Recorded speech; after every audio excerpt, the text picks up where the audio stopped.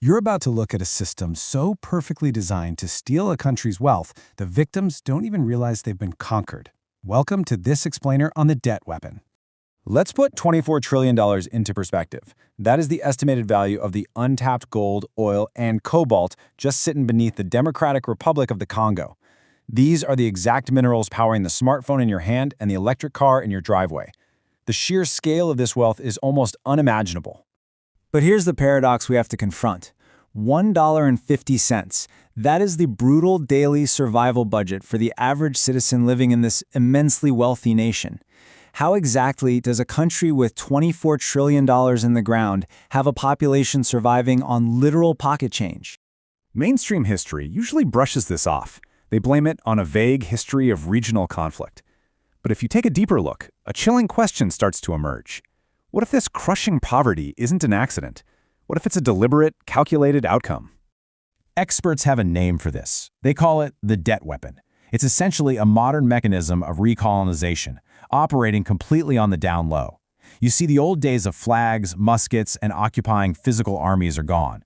Today, the heavy lifting of resource extraction is allegedly handled by suits and spreadsheets at institutions like the IMF and the World Bank.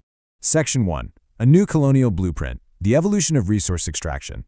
To understand this, we have to look back. Following World War II, Europe was facing a massive crisis. They simply could not survive without Africa's resources, but their direct military control over the continent was rapidly fading.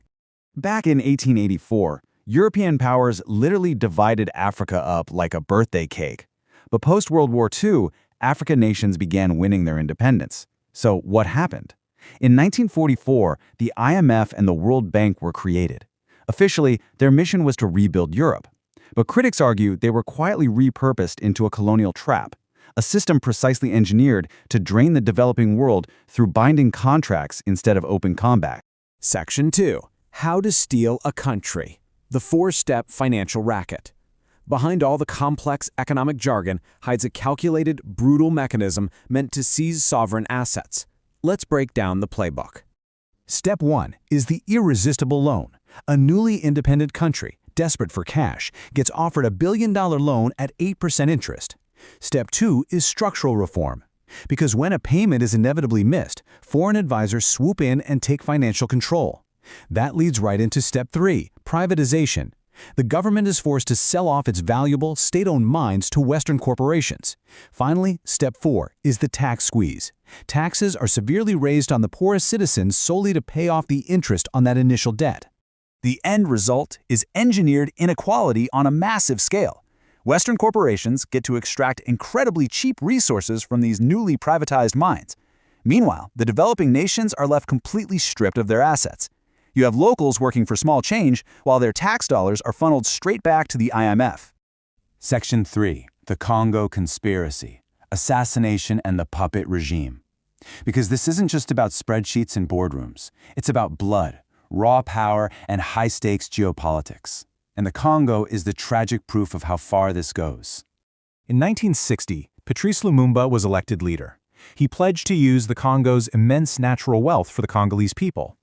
Just 6 months later, he was assassinated, reportedly with foreign assistance. In his place, a dictator named General Mobutu was installed, and soon after that power grab, the DRC was forced to privatize its most profitable mines. For the architects of the system, Mobutu was the perfect Cold War ally. He absolutely didn't care about human rights, as long as the capital kept flowing. Global institutions pumped billions into his brutal regime. In exchange, they secured three things: continuous interest payments, exceptionally cheap resources, and total economic control. Section 4. The Global Debt Rebellion. The turning of the tide against the machine. For decades, this system has relied on an entire globe of cogs silently turning the gears. But that machine is beginning to face heavy, real-world resistance. Look at the extreme lengths allegedly taken to protect this financial architecture. Muammar Gaddafi planned to create a gold-backed African currency. His goal was to render the IMF and the US dollar completely irrelevant on the continent. But as this plan gained serious traction, he was taken out by a US-backed uprising. The modern stakes here are massive. 52.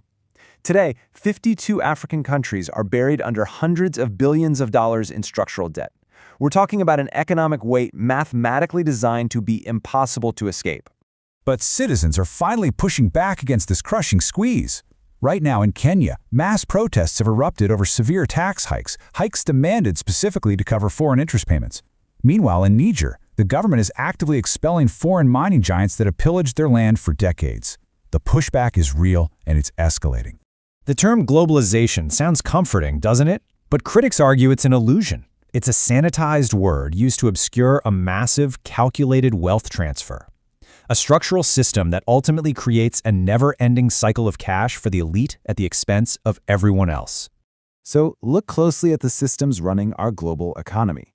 Are these massive financial institutions actually building nations, or are they simply buying them on the down low? Thank you for watching this explainer. Keep questioning the systems around you, and as always, stay focused.